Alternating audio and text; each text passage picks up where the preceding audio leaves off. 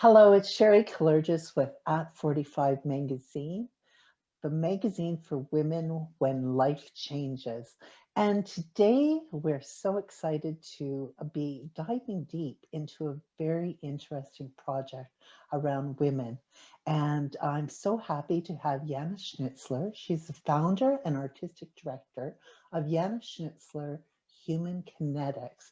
Now, her work has been shown throughout the US and Europe, including the Metropolitan Museum of Art in New York, the Hamburg Art Week in Germany, and the Concorso di Eleganza in Lake Como, Italy, as well as Opera Plaza in Nice, France. And I hope I've got those uh, pronunciations correct. But today we are talking about her new visual art exhibition, Tales of the Phoenix, the Letting Go Project, which is on its way to exhibitions in the United States and Bonn, Germany. So welcome, Yana. It's just wonderful to have you today. Thank you so much for that warm welcome, Sherry. It's really nice to be here, and it's really nice to meet you. Thank you. It's nice to meet you too. Now, I think you're in New York right now. Is that correct? I am, yes, I'm based out of New York, correct. Mhm. So tell us about this project. It's just fascinating. Yeah, it's a participatory art project. As you said, like it's called Tales of a Phoenix, the Letting Go Project. And I started working on the project about 1.5 years ago, yeah. And I put the call out asking women what they wanted to let go of, what was their wish to let go out of their life that hinders them in their personal growth. And I invited them to write it down on a piece of fabric and to send it to me. So they could either like really mail it physically, or they also had the option to scan the piece of fabric or the piece of paper and email it to me. So what happened was I got all these pieces really from all over the world, really amazing. I mean, I was like really touched by it. So right now it's like at about like more, I think like 45 countries and states around the world where women have participated from. And earlier this year, I had a gallery run in Manhattan's Garment District where I would hang all these pieces to begin with, like a traditional exhibition. And then in the center of the room, there was the mannequin wearing a white skirt that was room filling. And over the course of the 7 weeks, those pieces on the walls, they would slowly come down and sort of like form the fabric that the mannequin was wearing. So I created basically a room filling skirt out of all these sent-in fabric pieces. And I also had a sandwich board out, still like inviting women to participate. And you would not believe it. I mean, like so many passers-by, they came in and they were curious about the project, and they wanted to share their story. And I mean, like it was mostly women, but also some men, even though they were quite intimidated because they thought there was no space for them. But of course, like I was welcoming them. Yeah, some of them, they just wanted to look around and take it all in, because these statements, they are very personal. I mean, like really intimate statements. And I mean, like, and some of them, they came in and they just stood there and they just cried, really, because they felt all that pain that was like hanging on the walls. And yeah, many of them participated, and I would never have guessed that. I mean, never in my life. I dreamt, because it's New York after all, right? I mean, people are like cool, and they just go after what they go after their lives, and they have things to do, errands to run, you know, people are busy, you know. but it's also because like we had this like year of sort of like COVID behind us, where I felt like the city was just starting to wake up again. I was in February, and it was just starting, where you would see more people out in the street. And because like New York City has been so empty during COVID, you would not believe it. I mean, really Right. a ghost town. So painful to see. I mean, really so painful to see. So, and yeah, it was the moment where it just started ever so slightly coming back. And there was really, I mean, like so much response and so much positive response to it. And I feel like maybe also because of the past year, that has been like a, how would I say, like it kind of like stirred us up, and was a time that gave us opportunity for reflection, to reconsider our values and what's important to us. And I think all that really came together. And I mean, really, there were days where I didn't have a single minute to create and work on the skirt, because so many people were coming and so many people responded to it. And also I feel like when you go down the street and you go after your business, even though it was like a fragile time, you know, you don't really expect to see something like that. I mean, like when you have these pieces up on the walls, and it is a gallery space, but then when you all of a sudden, maybe you're hit with something, a piece that says depression or anxiety or patriarchal overdose, you know, it kind of like, it makes you stop in your tracks, right? Or it can, if you're open to that. Or and also maybe not necessarily that you're open for that, but I think also what happened was, because it was so unexpected in that context, because you would not think something so personal would be waiting for you out there on the street. I mean, it was a storefront gallery, and it was a small space. You would really see the pieces from the outside, and even like when you're approaching the space, you would see those pieces. And that's actually the first thing you would see, you know, the pieces hanging on the wall. And then you see something like depression, you know. And I mean, like, it can really hit you, because you're running your errand and all of a sudden you see such a like striking, very personal statement. So Well, I think that when you're out and about in your business, you're not expecting something to resonate with you on a personal level, right? yeah. And I noticed one of the pieces in the picture was a shame. And I mean, when you're out and about on your business, you're not expecting to share shame or feel shame, right? Yeah. And so I can imagine it would be quite a shocking thing to come upon in when you're out running your errands. Yeah. Yeah. And that's also really what was like, how do I say, the whole 7-week run really was, usually when you talk to people, it's about, okay, the weather is nice today, or your hair looks great, or like these like more like conventional things that you talk about. But all these women that came in there, it was like a very different level of talking to each other.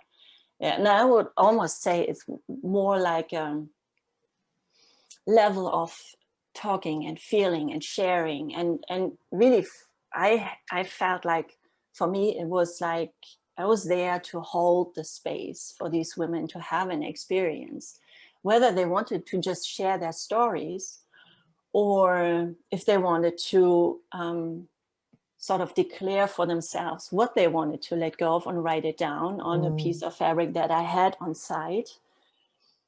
And some of them, as I said, they just kind of took it all in, and many of them cried.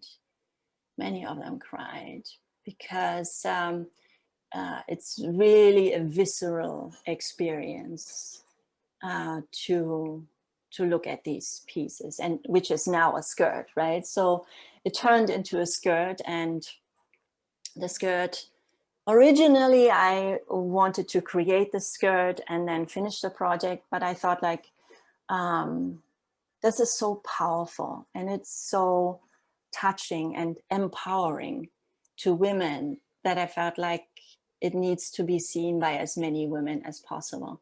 Right. Because the realization that comes with it, that we're so much alike. We're so much alike, regardless of where we are in the world. It is so true. And that's so touching and it's so beautiful. I mean, like when I received those pieces, more than once I cried, because I felt I just saw myself in it, and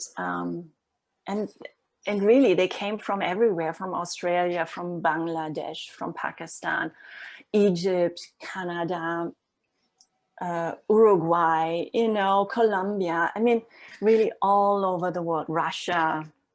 I mean, and we're all really facing similar issues, and that's really incredible. It's very creates a bond somehow, you know. It really is that you have a sense of community, and how empowering that is. Well, and I think a sense of sisterhood, you know, the fact that like you said, wherever we are in the world, you know, we are facing the same challenges and the same feeling and response to that feeling, you know, which like, again, shame was a really good example. You know, we all have these same threads running through our life, just different circumstances around them. Yeah.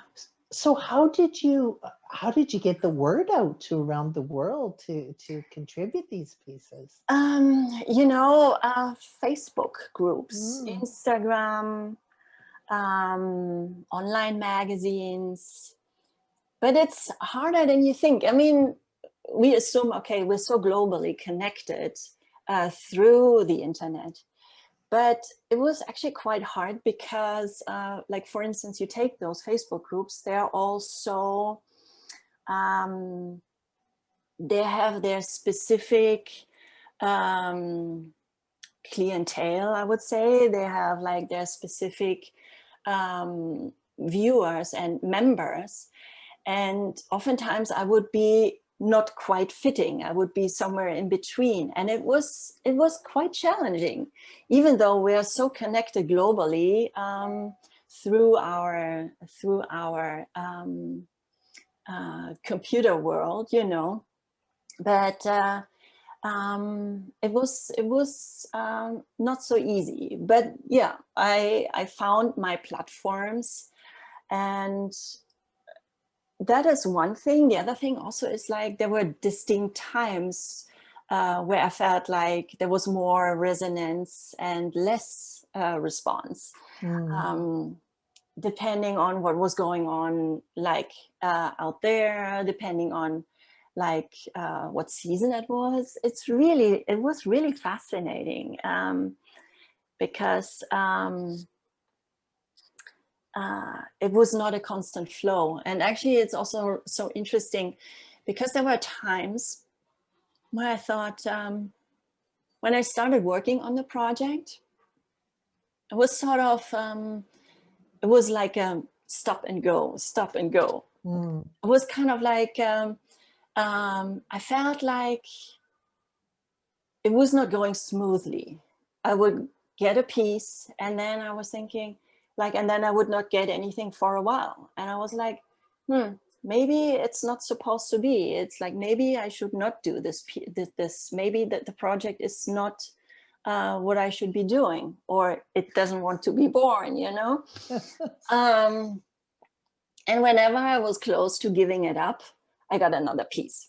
So it was like that carrot, you know, that carrot that you have in front of you, and you always see the carrot and you go, you know, sometimes I would not see the carrot anymore, and then it would reappear.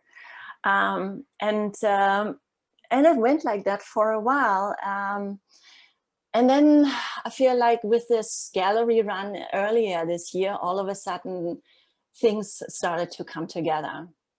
And it was really, in a way, I would say, like it was meant to be, and it felt really magic because of all the positive response it has got, not only from the viewers, also from the press, and also like from organizations who support the project, which it seemed like the stars seemed to be aligned for it to be happening. And it's been really an amazing journey so far. It's been really incredible. Did you always intend to actually put the pieces into the skirt, or did that come, you know, after you were into the project a bit? Yeah, no, the concept of the, and I realize I haven't even finished like talking about the project or explaining the project. So the idea really is to, or was, and still is, to create a skirt out of all these pieces. And even though it was like that blank white skirt in the beginning, I did not use that to pin those pieces on it. Those pieces are really piece by piece connected, you know? So it really is that every single voice is kind of like meeting the next voice and the next voice and the next voice. And all these individual voices form that collective skirt, so to speak.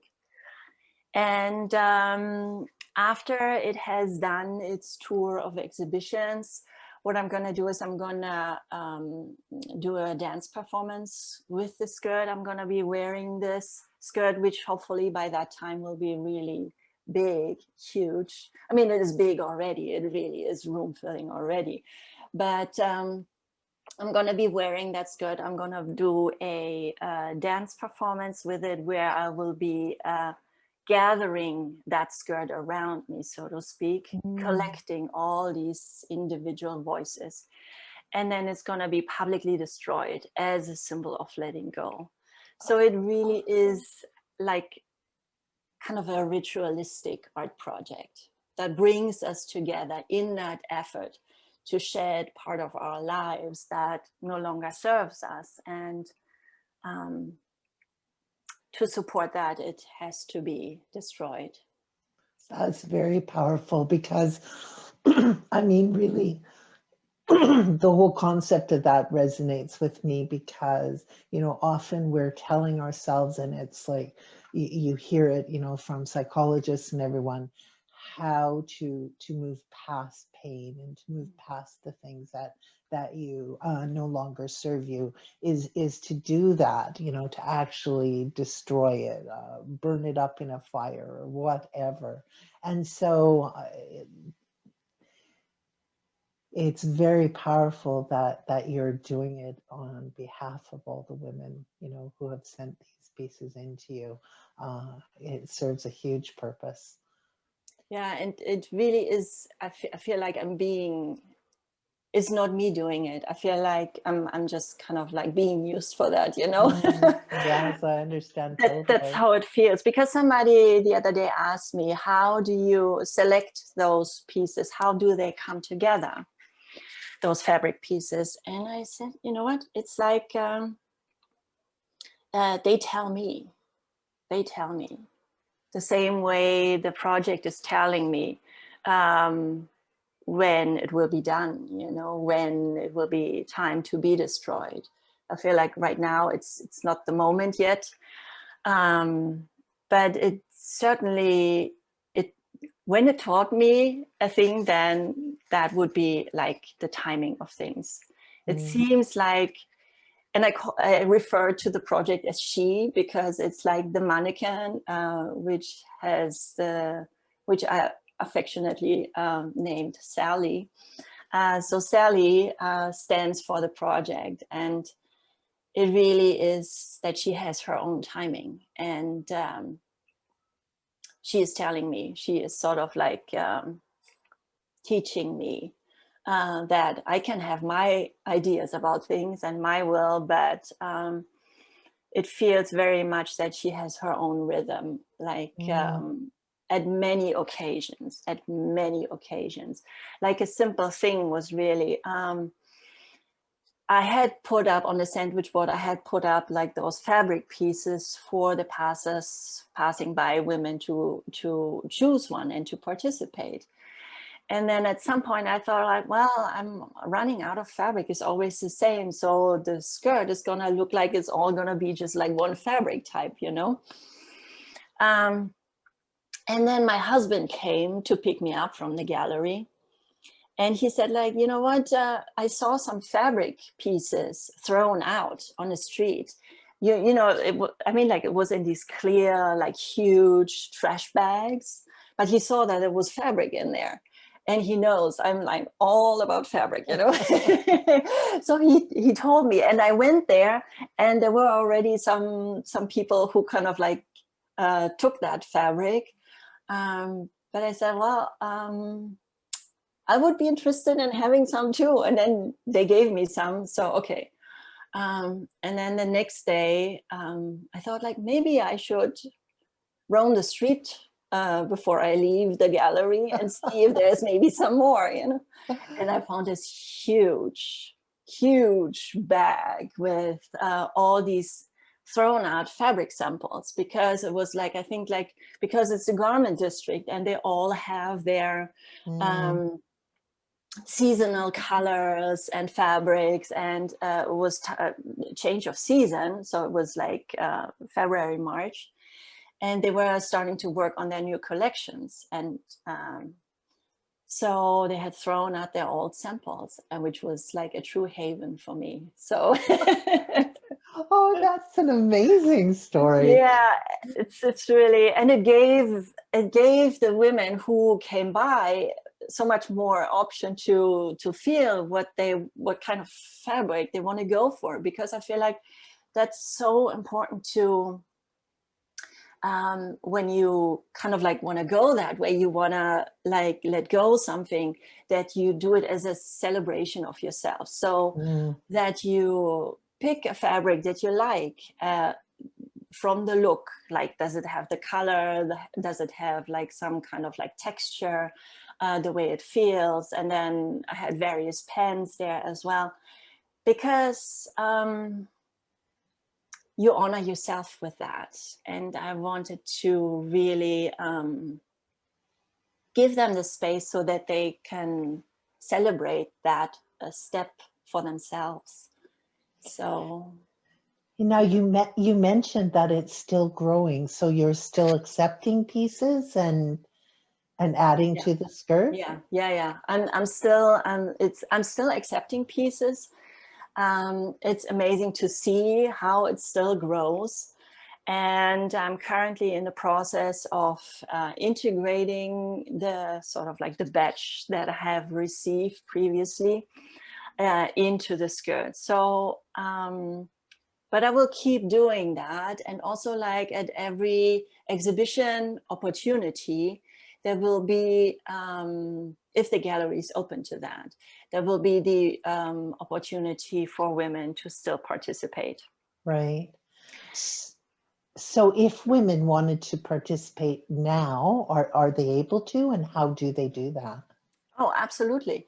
So if you go on my website, humankinetics.org, there is the participate call. It's like an invitation to grab your piece of fabric and use a pen that you love, and to write it down on your piece of fabric and mail it to me. Okay. And it's sometimes hard to write on fabric, depending on what the fabric is like. But And I had quite a few women commenting on that, because you just think about like writing on paper, but you don't think of writing on fabric.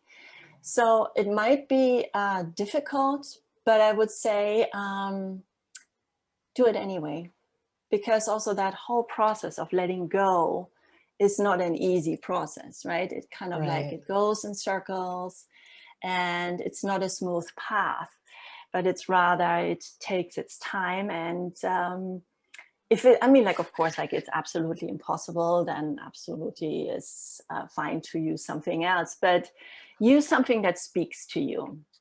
Use something that speaks to you, that you feel drawn to, which you feel like might help you in that declaring it, or intention setting, however you want to call it.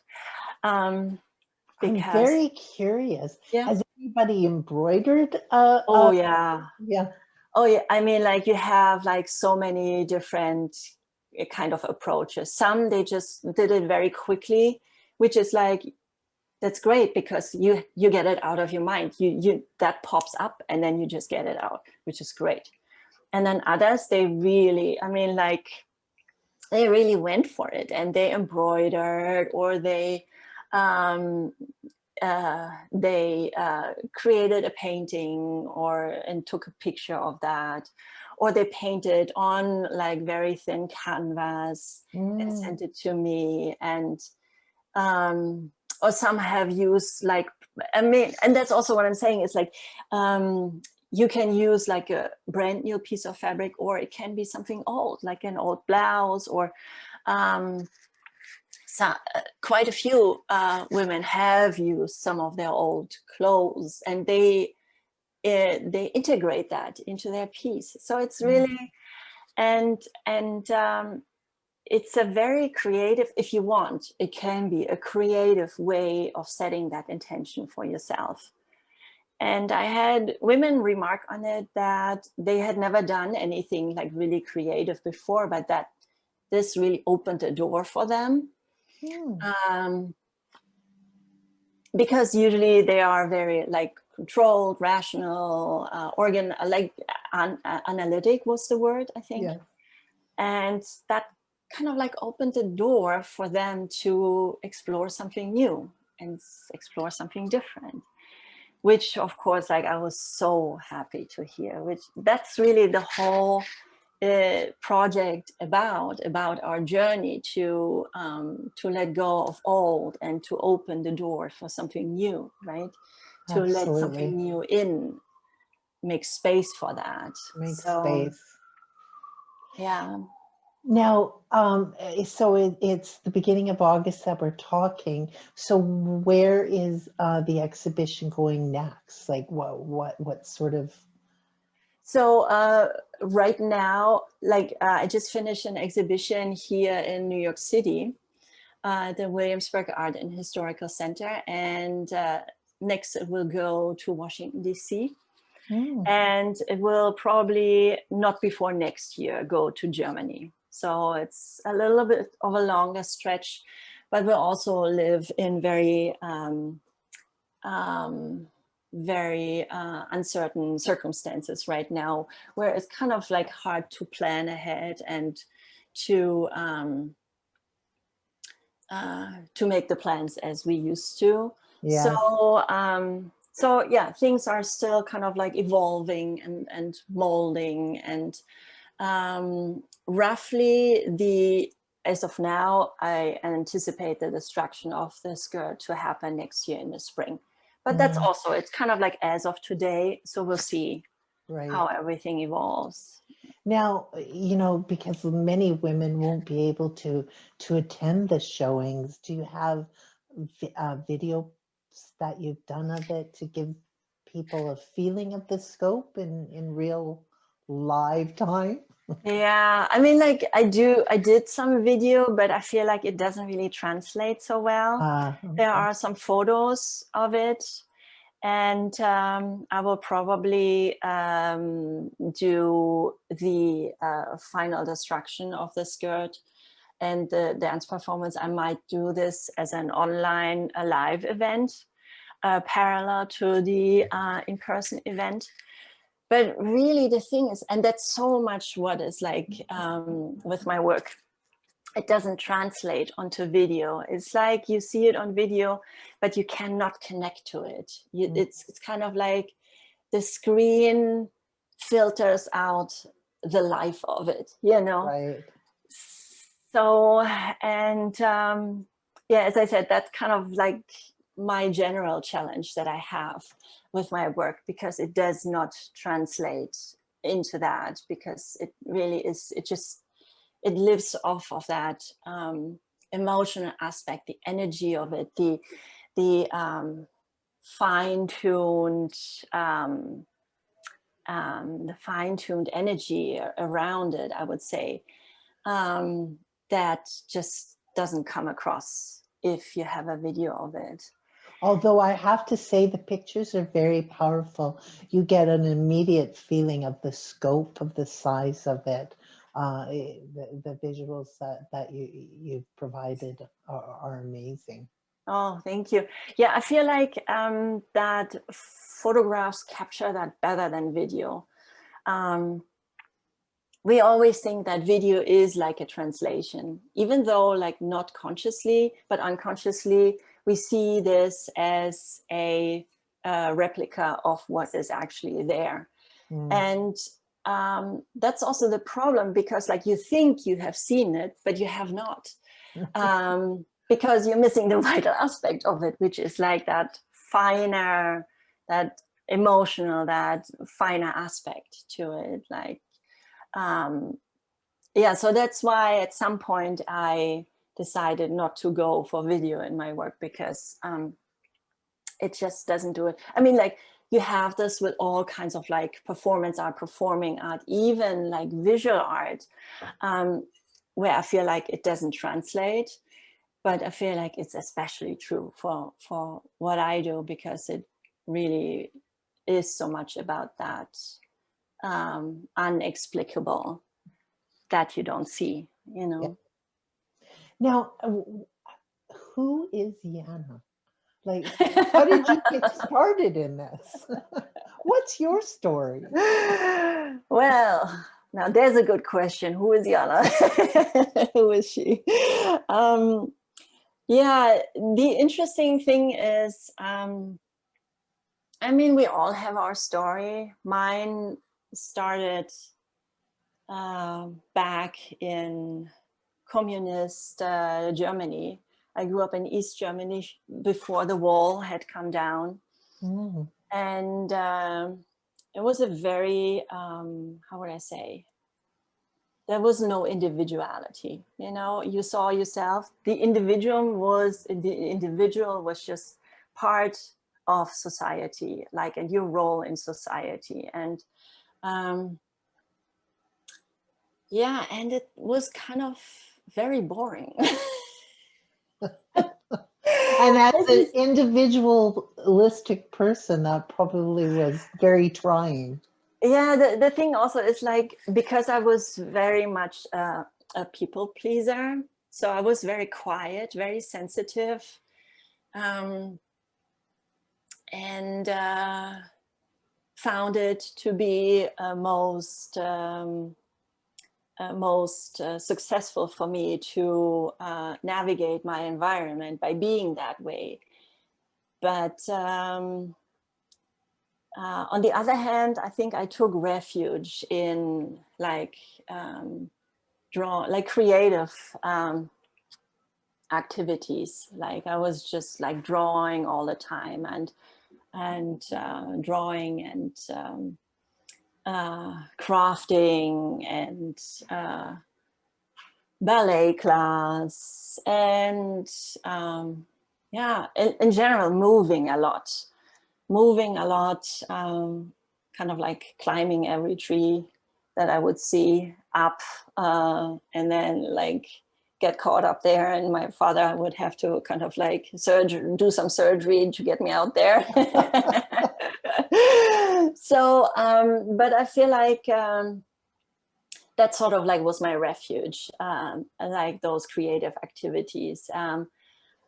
Yeah, I did my own jewelry because, and I was sewing my own clothes, and um, did like all these amazing craft projects. So I was always kind of like busying myself with things, which I think helped me to get away from all that and kind of like connect to myself. Um, and that's really sort of, it was there. And then, yeah, I thought like I had to go that regular path, like everybody else who was around me, which is like that preset was like you go to school, you learn your trade, you get your job, and then you have family, and then you work until you retire, and then you fall into the box, and that's it. So it's kind of like very, very close to no room left or right. And once you had your profession, there was just kind of no room to change that, because it's like you did that for the rest of your life. And as I said earlier, it brought a lot of like boredom with it, because there was no opportunity. And then, like, of course, that changed absolutely when the wall came down. And but I would kind of like still kind of like go that regular track, because even though I had always been very creative in the things that I did for myself, I never considered myself an artist. I never thought that this was in the cards for me. I mean, I knew I didn't want to be a housewife, and I didn't want to work at a desk. I knew that, but other than that, I had no clue. So, and then like I was working in this job, like at in the film business, and I just remember I was so unhappy and depressed about it. And yeah, so I quit the job and started exploring again, like wild. So How yeah. how did you get to the States then? Like, what brought you to the States? Oh, it really, it was choice.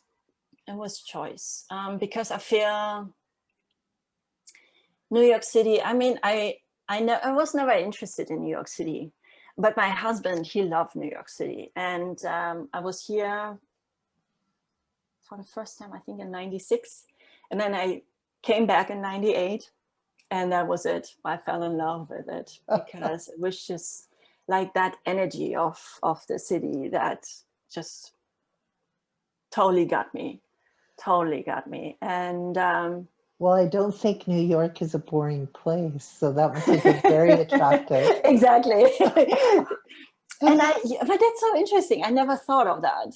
I never thought of that. Like, I never connected the dots, but it really is that. It's like, it's the opposite of where I had grown up, where there was no opportunity, and here is a lot of opportunity. And it gives you a lot of room to reinvent yourself, Right. to do the things that you feel like you want to do, and really pursue that.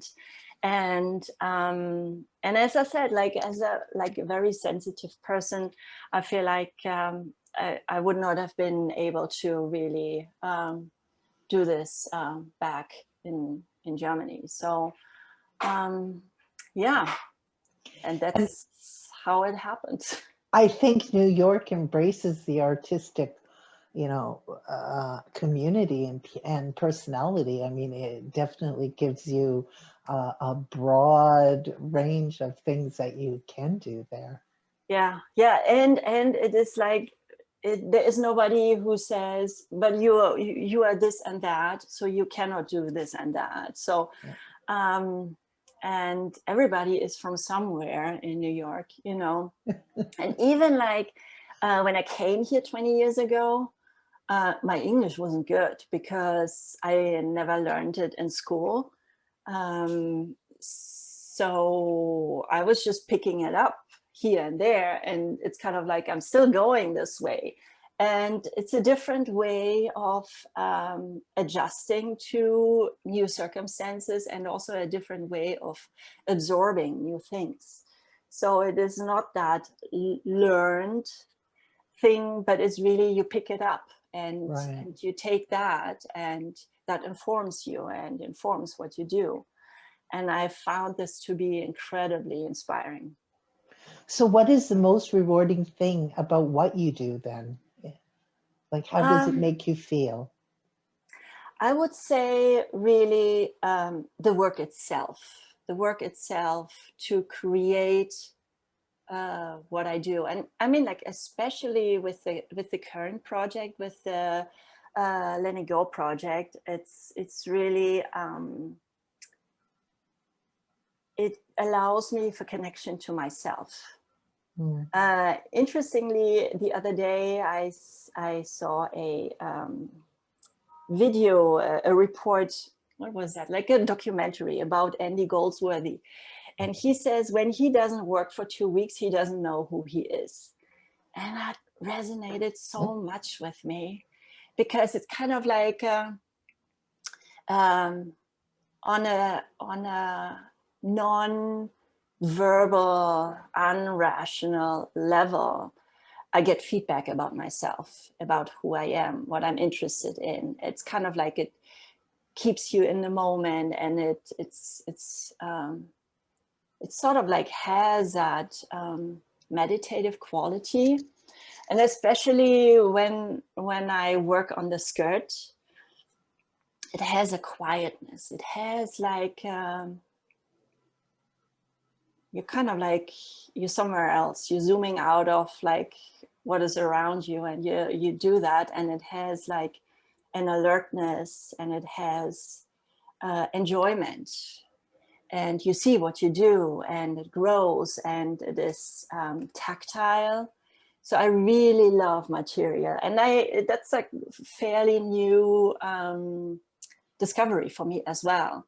That tactility, that sense of material that you work with, and how good that feels.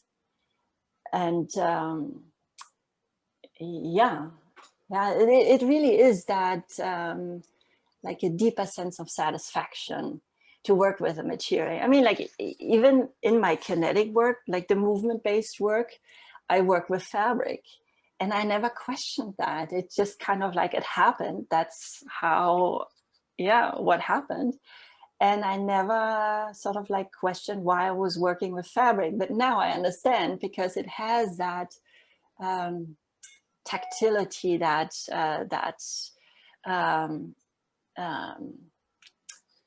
like a felt sense of material that is very, that I find very rewarding. Well, there's a whole sense of flow with fabric, taking your experience or your emotions and actually adding to that motion of it. So I can understand how that would be an added experience. Yeah. And also, I mean, like in the movement-based work, it really is, you are in that fabric. So it really is, it's almost like a vital part of you. Right. And you don't shape it with intention. Like I would say, like not with a rational intention, but it's your whole body shaping it through a movement that comes like from within. So it really, there's nothing about like manipulating it, but it really is like a result of a deeper connection that you have to yourself. And I think that's why I never really so consciously thought about fabric being a material that I appreciate for its tactile quality. Well, it's another sense, right?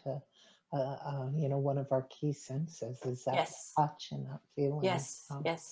Yeah, and it's really rewarding. It's really it's satisfying to work with that, compared to, I would say, like we do a lot of like these days, a lot of like computer work or writing, like everything happens at the computer. But really that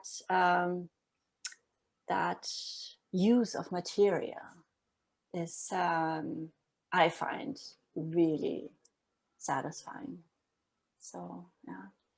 Now, you mentioned a little bit earlier about the fact when women, or when we're letting go of this, that we're making room for something.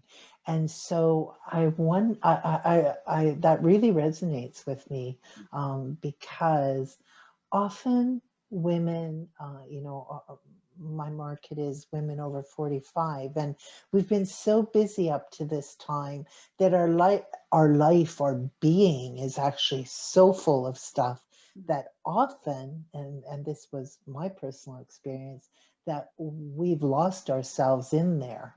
So with this letting go, now there's space in there. So is there a key piece of wisdom that you'd like to share with women who are contemplating, a renewed sense of self, or wanting to experience that new sense of space that they have within themselves when they get rid of something? I would say, like, one key thing really is what you just mentioned, is that making space and not being busy all the time and not being so full all the time. And it's kind of like to create that space also for yourself, where things can emerge. And I think within that, really, I mean, like for me, has always been like a very challenging but very truthful piece of advice, is to trust yourself. It Mm. is it's so hard, because we run in a like rational culture. We navigate a rational culture, and it is really a challenge to trust something that you know deeper within yourself, but that doesn't have the arguments for it. So, because we have this more complex way of knowing, which today I feel like is very much, it has lost the complexity for the sake of just that intellectual thinking part. And that's where we draw our sense of security from. And I would say it is important to have that and to work with that, but it's as important, or even more so important, to know that we have this complexer wisdom within us. And part of that is, like, I always tell my performers, listen to yourself, so that we can sort of like create that connection to ourselves, because we know, deep down we know, but oftentimes it's just kind of, we want to be certain that we're going the right path, and we go with that rational approach. Whereas I feel like, and especially for us women, it's like that intuitive aspect, like that gut feeling that tells us what we really want. And to honor that, and to honor it and to go with that, which really requires so much faith and trust into that, which is, yeah, as I said, a real challenge, because the intuition or the gut feeling, they don't have the arguments for it. They cannot prove it. But it is that deeper wisdom And that lets us make the right choices, I feel like. well, and I think you said it so profoundly. We need to pay attention to it. We're often trying to second guess that, and Yeah. if you just acknowledged that what you're thinking the first time around, um, Mm. is your truth, you know, Yeah. and not second guessing it for Yeah. sure. Yeah. And that second guessing, I feel like it takes us away from ourselves. I mean, because we are afraid to trust that, because there is, like, we have to take that leap of faith Mm. into that, which can be scary and is often scary. But but at the end, it's like, we know better. We really know. We know so much, and we don't listen. Yes. And if we only did, life would be much simpler. We often make it so complicated for ourselves, right? By Absolutely. doing that. Yes, absolutely. Well, Yana, it's just been an absolute pleasure to talk to you today. And I'm so looking forward to being involved with your project. I'm going to send you a piece of material for sure. With Fantastic. Fantastic. Yeah. Thank you so much for having me. It's been such a pleasure to be here and to chat with you and to get to know you as well. And can you just share your website URL again with the Yeah. audience? So the website is humankinetics.org, and my social media is my name and humankinetics.org. It's a little bit more complicated, but so it's my name, Yana Schnitzler, Human Kinetics. So that is the Facebook as well as the Instagram. But like, if you just type in YANASCHN, then I think you're already there. Okay. Well, we'll also share it in the below in the YouTube and in the magazine. So Right. we're looking forward to sharing all the beautiful pictures that you've provided to give women a glimpse of it. And we'll also include the information how to get onto your site so that they can share the things that they'd like to rid their life of also. Fantastic. Awesome. Thank you so much, Sherry. Thank you for being with us today, Yana.